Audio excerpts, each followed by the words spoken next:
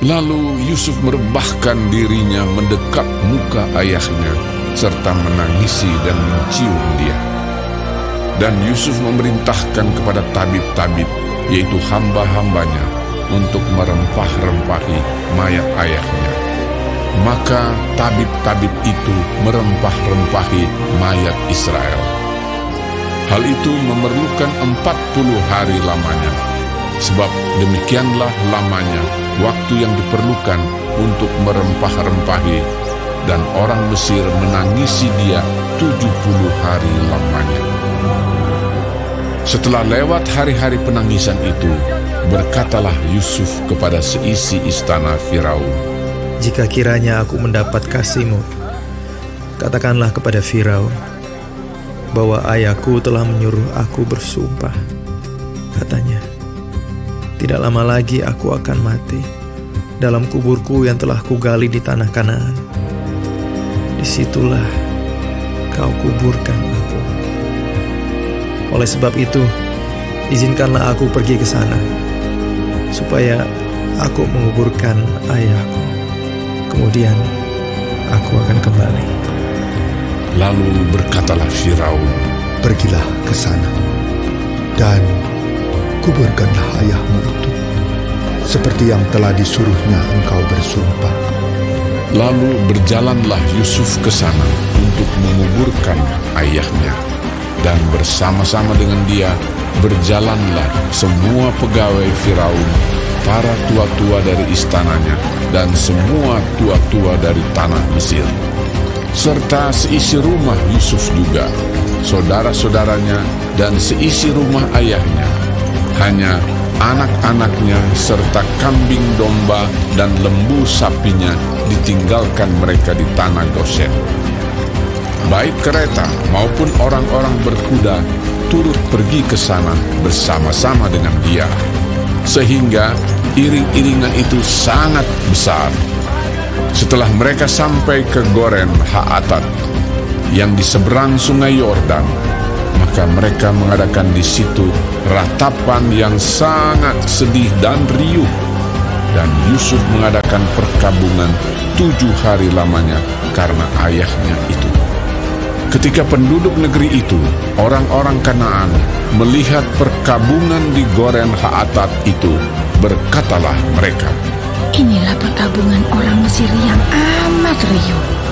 Itulah sebabnya tempat itu dinamai Abel Mizraim, yang letaknya di seberang Yordan. Anak-anak Yakub melakukan kepadanya seperti yang dipesankannya kepada mereka. Anak-anaknya mengangkut dia ke tanah Kanaan, dan mereka menguburkan dia dalam gua di ladang Makpela, yang telah dibeli Abraham dari Efron, orang Het itu, untuk menjadi kuburan milik, yaitu ladang yang di sebelah timur Mamre. Setelah ayahnya dikuburkan, pulanglah Yusuf ke Mesir. Dia dan saudara-saudaranya dan semua orang yang turut pergi ke sana bersama-sama dengan dia untuk menguburkan ayahnya itu. Ketika saudara-saudara Yusuf melihat bahwa ayah mereka telah mati, berkatalah mereka, Boleh jadi Yusuf akan mendendam kita dan membalaskan sepenuhnya kepada kita segala kejahatan yang telah kita lakukan kepadanya. Sebab itu mereka menyuruh menyampaikan pesan ini kepada Yusuf. Yusuf, sebelum ayahmu mati, ia telah berpesan, beginilah harus kamu katakan kepada Yusuf, ampunilah kiranya kesalahan saudara-saudaramu dan dosa mereka, sebab mereka telah berbuat jahat kepadamu. Maka sekarang ampunilah kiranya kesalahan yang dibuat hamba-hamba Allah ayahmu. Lalu menangislah Yusuf ketika orang berkata demikian kepadanya. Juga saudara-saudaranya datang sendiri dan sujud di depannya serta berkata, Kami datang untuk menjadi budakmu.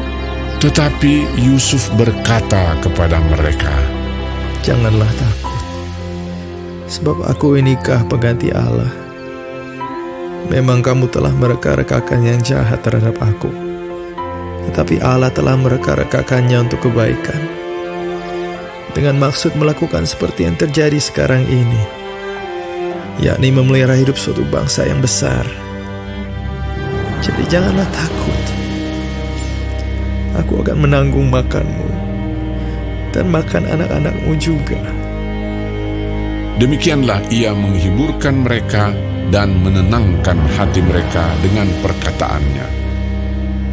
Adapun Yusuf, ia tetap tinggal di Mesir beserta kaum keluarganya, dan Yusuf hidup 110 tahun.